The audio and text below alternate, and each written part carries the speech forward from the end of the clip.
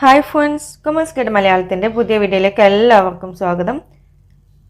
നമുക്ക് forms of business ഓർഗനൈസേഷനിലെ മൂന്നാമത്തെ ഫോമായ പാർട്ട്ണർഷിപ്പ് എന്താണെന്നും അതിൻ്റെ ഫീച്ചേഴ്സും അതുപോലെ തന്നെ അതിനോട് റിലേറ്റ് ചെയ്തിട്ടുള്ള എല്ലാ കാര്യങ്ങളൊന്നും ഡിസ്കസ് ചെയ്യാം. അപ്പോൾ പാർട്ട്ണർഷിപ്പ് എന്ന് പറഞ്ഞാൽ അവിടെ രണ്ടോ അതിലധികമോ ആളുകൾ ചേർന്നിട്ട് ഒരു ബിസിനസ് സ്ഥാപനം ഫോം ചെയ്യുകയാണ്.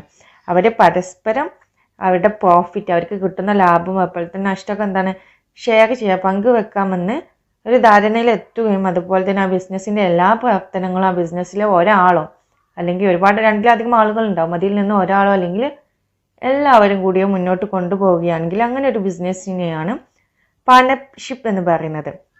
അപ്പോൾ ഇന്ത്യൻ പാർട്ണർഷിപ്പ് ആക്ട് 1932 1932 ആക്ട് പ്രകാരം പറഞ്ഞിട്ടുള്ള ഒരു ഡെഫിനിഷനാണിത്. അപ്പോൾ ഇതിൽ നിന്ന് തന്നെ നമുക്കൊരു പാർട്ട്ണർഷിപ്പ് എന്താണെന്ന് നമുക്ക് മനസ്സിലാക്കും. പാർട്ട്ണർഷിപ്പിൽ എന്തുണ്ടാവും? 2 or more person, രണ്ടോ അതിലധികം ആളുകൾ ഉണ്ടാവും. അതുപോലെ തന്നെ അവർ ഷെയർ പ്രോഫിറ്റ് ആൻഡ് ലോസ്, അവരുടെ പ്രോഫിറ്റ് ലാഭം അതുപോലെ തന്നെ നഷ്ടമൊക്കെ ഉണ്ടെങ്കിൽ എന്താണ് അവർ പരസ്പരം ഷെയർ ചെയ്യാമെന്നൊരു ധാരണ ഉണ്ടാക്കുകയാണ്. അതുപോലെ തന്നെ ആ ബിസിനസ്സിൻ്റെ ആക്ടിവിറ്റീസൊക്കെ ഒരാളോ അല്ലെങ്കിൽ എല്ലാവരും കൂടിയോ മുന്നോട്ട് കൊണ്ടുപോകാമെന്ന് ഒരു ധാരണയിൽ എത്തുകയാണ് ഈ പാർട്ട്ണർഷിപ്പിൽ പറയുന്നത്. ഈ ഒരു പാർട്ട്ണർഷിപ്പിൽ ഓരോ അംഗങ്ങളെയും നമ്മൾ വിളിക്കുന്നത് പാർട്ട്നേഴ്സ് എന്നാണ് വിളിക്കൽ. അതുപോലെ തന്നെ കളക്റ്റീവ്ലി എല്ലാവരും കൂടെ ഒരുമിച്ച് പറയുന്നത് പേരാണ് ഫേം എന്നും. നമുക്ക് പാർട്ട്ണർഷിപ്പിൻ്റെ ഫീച്ചേഴ്സ് ഏതൊക്കെയാണെന്ന് നോക്കാം. ഫീച്ചേഴ്സിൽ ഫസ്റ്റ് വൺ ആണ് ഫോർമേഷൻ, പാർട്ട്ണർഷിപ്പിൻ്റെ രൂപീകരണം. ഇന്ത്യൻ പാർട്ട്ണർഷിപ്പ് ആക്ട് 1932 1932 ആക്ട് പ്രകാരമാണ് ബിസിനസ് ഫോം ചെയ്യേണ്ടത്. അപ്പോൾ ഫോം ചെയ്യണമെന്നുണ്ടെങ്കിൽ രജിസ്റ്റർ ചെയ്യണം. അപ്പോൾ രജിസ്റ്റർ ചെയ്യുക എന്നുള്ളത് നമ്മൾ ഓപ്ഷണലാണ്, നിർബന്ധമില്ല. നമുക്ക് രജിസ്റ്റർ ചെയ്യാം അല്ലെങ്കിൽ ചെയ്യാതിരിക്കാം. അപ്പോൾ അവിടെ പരസ്പരം ഒരു എഗ്രിമെൻ്റ് ഉണ്ടാക്കും, ഒരു ധാരണാപത്രം. അതിലുണ്ടാകുന്ന കാര്യങ്ങളാണ് ടേംസ് ആൻഡ് കണ്ടീഷൻസ്. എന്തൊക്കെ കാര്യങ്ങളാണ് അവർ ഫോളോ ചെയ്യേണ്ടത്, അതായത് റിലേഷൻഷിപ്പ് എമംഗ് പാർട്ട്നേഴ്സ്, അവരുടെ പാർട്ട്നേഴ്സ് തമ്മിലുള്ള ബന്ധം എങ്ങനെയാണ്, അതുപോലെ തന്നെ ഷെയറിങ് ഓഫ് പ്രോഫിറ്റ്, എങ്ങനെയാണ് ലാഭം ഷെയർ ചെയ്യേണ്ടത്, അതുപോലെ തന്നെ നഷ്ടം എന്താണ് ചെയ്യേണ്ടത്, എങ്ങനെയൊക്കെയാണ് പാർട്ട്നേഴ്സിൻ്റെ ഇടയിൽ ഷെയർ ചെയ്യേണ്ടത്, അതുപോലെ തന്നെ മാനർ ഓഫ് കണ്ടക്റ്റിംഗ് ബിസിനസ് എങ്ങനെയൊക്കെയാണ് കണ്ടക്ട് ചെയ്യേണ്ടത്, ഇങ്ങനെയുള്ള കാര്യങ്ങളൊക്കെയാവും അഗ്രിമെൻറ്റിൽ വരുന്നത്. നെക്സ്റ്റ് വൺ ആണ് ലാബിലിറ്റി. പാർട്ട്ണർഷിപ്പിലെ മെമ്പേഴ്സിൻ്റെ ബാധ്യത എന്നുള്ളത് അൺലിമിറ്റഡ് ആണ്. അതായത് എന്തെങ്കിലും കടം അല്ലെങ്കിൽ എന്തെങ്കിലും പ്രോബ്ലം വരികയാണെങ്കിലൊക്കെ അവർക്ക് അവരുടെ പേഴ്സണൽ പ്രോപ്പർട്ടി, വ്യക്തിപരമായിട്ടുള്ള സാധനങ്ങൾ എടുത്തിട്ട് ആ മെമ്പേഴ്സിന് ആ ബാധ്യത അടച്ചു തീർക്കേണ്ടതായിട്ട് വരും. അപ്പോൾ jointly liable for payment of debts. Next one ആണ് റിസ്ക് ബെയറിംഗ്. അതായത് ആ ബിസിനസ്സിന് എന്തെങ്കിലും ബുദ്ധിമുട്ട് വരികയാണെങ്കിൽ എന്താണ് ചെയ്യേണ്ടത്, അപ്പോൾ അവരെന്ത് ചെയ്യും, മുൻകൂട്ടി ഒരു പ്രോഫിറ്റ് ആൻഡ് ലോസസ് എങ്ങനെയാണ് പരസ്പരം വീതിക്കേണ്ടത് എന്ന് ഒരു അനുപാതം ഉണ്ടാക്കി വെച്ചിട്ടുണ്ടാവും. ആ റേഷ്യോയിലായിരിക്കും എന്തെങ്കിലും റിസ്ക് വരികയാണ്, നഷ്ടം വരികയാണെങ്കിൽ അവർ പരസ്പരം മെമ്പേഴ്സിൻ്റെ ഇടയിൽ ഷെയർ ചെയ്യുക. അപ്പോൾ തന്നെ ലാഭമാണെങ്കിലും അതുപോലെ തന്നെ അവരെന്ത് ചെയ്യും, ആ അഗ്രീഡ് റേഷ്യോയിൽ പരസ്പരം വീതിച്ചെടുക്കുകയാണ് ചെയ്യുക. Next one decision making and control. ആ ബിസിനസ്സിൻ്റെ കാര്യങ്ങൾ പാർട്ണർഷിപ്പിൽ തീരുമാനങ്ങളൊക്കെ എടുക്കുന്നത് അവരെന്താണ്, മ്യൂച്വൽ കൺസെൻറ്റ്, എല്ലാവരും കൂടി ഒരുമിച്ചൊരു പരസ്പര ധാരണയോട് കൂടിയാവും അവരുടെ തീരുമാനങ്ങൾ എടുക്കുകയും അതുപോലെ തന്നെയാവും എല്ലാവരുടെയും കൺസെൻറ്റോട് കൂടിയാവും അതുപോലെ തന്നെ ബിസിനസ്സിൽ കാര്യങ്ങളെല്ലാം കൺട്രോൾ ചെയ്യുന്നതും.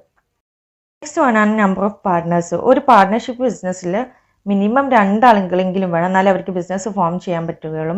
അതുപോലെ തന്നെ കമ്പനീസ് ആക്ട് 2013 പ്രകാരം മാക്സിമം 100 ആളുകൾ വരെ ഒരു പാർട്ട്ണർഷിപ്പിൽ ഉണ്ടാവാമെന്ന് പറഞ്ഞിരുന്നു. പക്ഷെ അതിനുശേഷം കമ്പനീസ് ആക്ട് 2014 ചേഞ്ച് ചെയ്തു. മാക്സിമം 50 ആളുകൾ മാത്രം ഒരു ബിസിനസ്സിൽ പാർട്ട്ണർഷിപ്പ് ഫേമിൽ ഉണ്ടാവാൻ പാടുള്ളൂ എന്ന് പറഞ്ഞിട്ടുണ്ട്.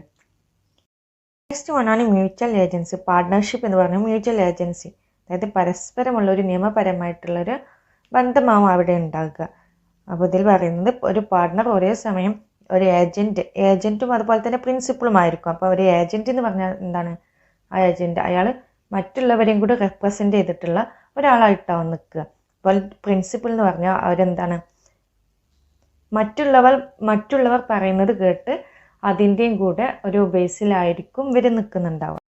ഇനി നമുക്ക് മെറിറ്റ്സ് ഓഫ് പാർട്ണർഷിപ്പ് ഫേമിൻ്റെ ഗുണങ്ങൾ എന്തൊക്കെയാണെന്ന് നോക്കാം. First one is of formation and closing. ആ ബിസിനസ് ഫോം ചെയ്യാനും അതുപോലെ തന്നെ ക്ലോസ് ചെയ്യാനും ഈസിയാണ്.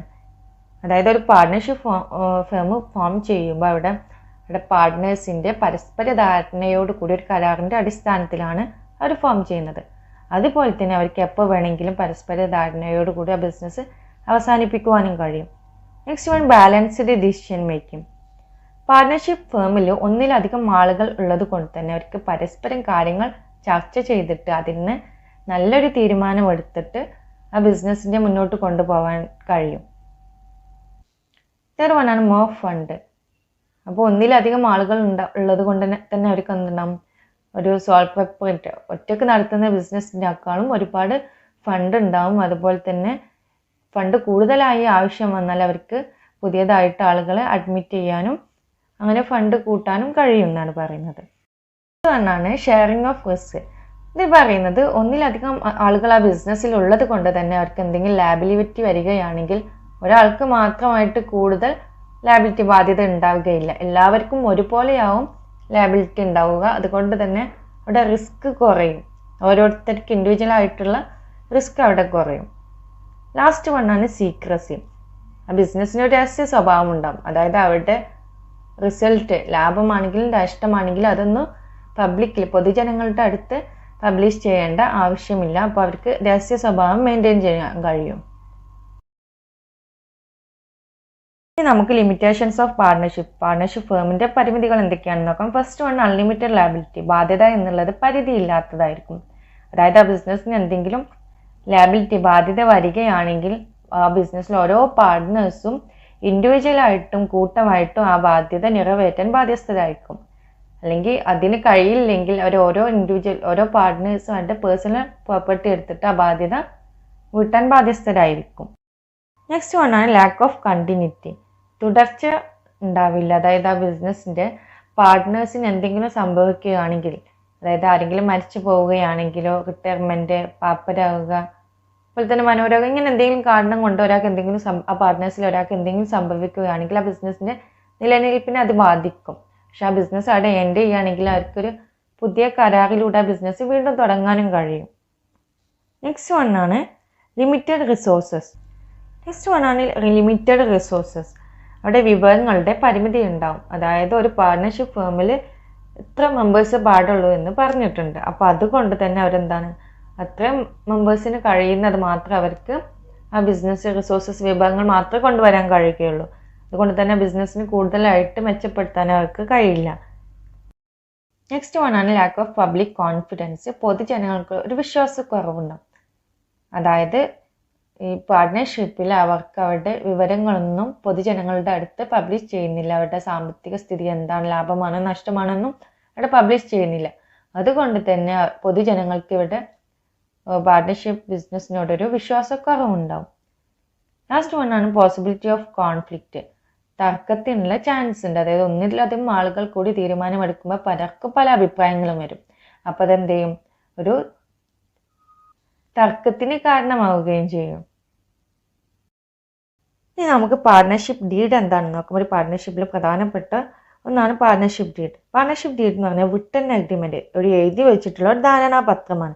വിച്ച് സ്പെസിഫൈ, അതിൽ പറഞ്ഞിട്ടുള്ള എന്താണ്, ദ ടേംസ് ആൻഡ് കണ്ടീഷൻസ്, എന്തൊക്കെ കാര്യങ്ങളാണ് ഫോളോ ചെയ്യേണ്ടത്, എന്തൊക്കെ നിബന്ധനകളാണുള്ളത്, അതായത് ഓരോ പാർട്ട്ണറും ഫോളോ ചെയ്യേണ്ട, ഓരോ പാർട്ട്ണർക്കും എന്തൊക്കെ അവകാശങ്ങളാണ് എന്നുള്ളത് ഇവയൊക്കെ എഴുതി വെച്ചിട്ടുള്ള ഒരു അഗ്രിമെന്റ്, ധാരണാപത്രത്തെയാണ് പാർട്ട്ണർഷിപ്പ് എന്ന് പറയുന്നത്. അപ്പോൾ പാർട്ട്ണർഷിപ്പ് ഡീഡിൽ എന്തൊക്കെയുണ്ടാവും നമുക്ക് ഡീറ്റെയിൽഡ് ആയിട്ട് നോക്കാം.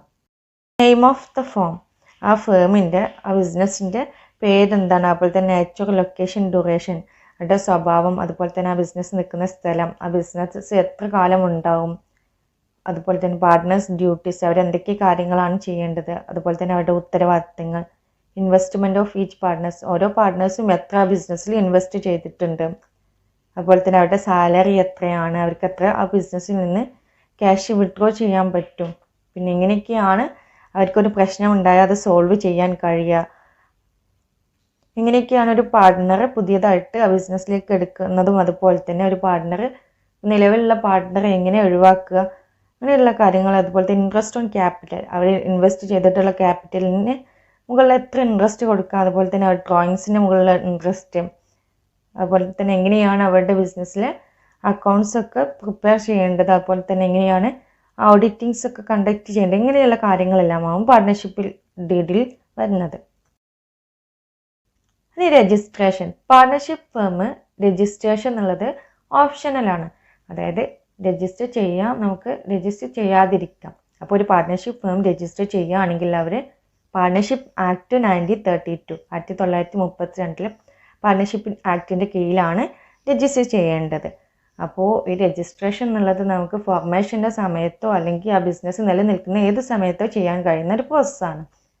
അതുപോലെ തന്നെ നോൺ രജിസ്റ്റേർഡ് ഒരു രജിസ്റ്റർ ചെയ്യാത്ത ബിസിനസ് ആണെന്നുണ്ടെങ്കിൽ അവർക്ക് ആ ബിസിനസ്സിൽ എന്തെങ്കിലും പ്രശ്നം വരികയാണെങ്കിൽ, അല്ലെങ്കിൽ പാർട്ട്നേഴ്സിൻ്റെ ഇടയിലോ അല്ലെങ്കിൽ പുറത്തുനിന്നുള്ള ആരെങ്കിലുമായ ഒരു പ്രശ്നം വരികയാണെങ്കിൽ അവർക്ക് എന്ത് ചെയ്യാൻ പറ്റില്ല, കേസ് ഫയൽ ചെയ്യാൻ പറ്റില്ല. അല്ലെങ്കിൽ പ്രോപ്പറായിട്ടൊരു എവിഡൻസ് ഉണ്ടാവില്ല. അതുകൊണ്ട് തന്നെ അവർക്ക് എന്ത് ചെയ്യാൻ പറ്റില്ല, അതിനെതിരെ ആർക്കും എതിരെ കേസ് ഫയൽ ചെയ്യാനുള്ള ഒരു അവകാശം ഉണ്ടാവില്ല. പ്രൊസീജിയർ ഓഫ് രജിസ്ട്രേഷൻ, ഒരു പാർട്ട്ണർഷിപ്പ് ഫേം രജിസ്റ്റർ ചെയ്യുകയാണെങ്കിൽ അതിൻ്റെ പ്രൊസീജിയേഴ്സ് എന്തൊക്കെയാണെന്ന് നോക്കാം. അപ്പോൾ അതിലാദ്യമായിട്ട് ആപ്ലിക്കേഷൻ സബ്മിറ്റ് ചെയ്യുക. ആ ആപ്ലിക്കേഷനിൽ സ്ഥാപനത്തിൻ്റെ പേര്, അതിൻ്റെ ലൊക്കേഷൻ, എത്ര കാലാവധി, എത്ര സമയം ആ പാർട്ട്ണർഷിപ്പ് ഫേം ഉണ്ടാവും, അതുപോലെ തന്നെ അതിലെ പാർട്ട്നേഴ്സിൻ്റെ നെയിം, അഡ്രസ്സ്, അവർ ജോയിൻ ചെയ്ത ഡേറ്റ്, വേറെ ഏതെങ്കിലും ലൊക്കേഷനിൽ അവിടെ ബിസിനസ് സ്ഥാപനങ്ങളുണ്ടെങ്കിൽ ആ ലൊക്കേഷൻസിൻ്റെയൊക്കെ പേര്, അതുപോലെ അതിൻ്റെ കൂടെ ആ ഡെപ്പോസിറ്റ് ഫീയും അവിടെ അടക്കണം രജിസ്ട്രാറിൻ്റെ അടുത്ത്. അതിനുശേഷം എന്ത് ചെയ്യും, രജിസ്ട്രാർ അവരുടെ സർട്ടിഫിക്കറ്റ് ഓഫ് രജിസ്ട്രേഷൻ എന്ന് പറഞ്ഞിട്ടുള്ള സർട്ടിഫിക്കറ്റ് ഇഷ്യൂ ചെയ്യും. ഇനി നമുക്ക് ടൈപ്സ് ഓഫ് പാർട്ട്ണർഷിപ്പ് ഏതൊക്കെയാണെന്ന് നോക്കാം. പ്രധാനമായിട്ടും രണ്ടായിട്ടാണ് ഡിവൈഡ് ചെയ്തിട്ടുള്ളത്.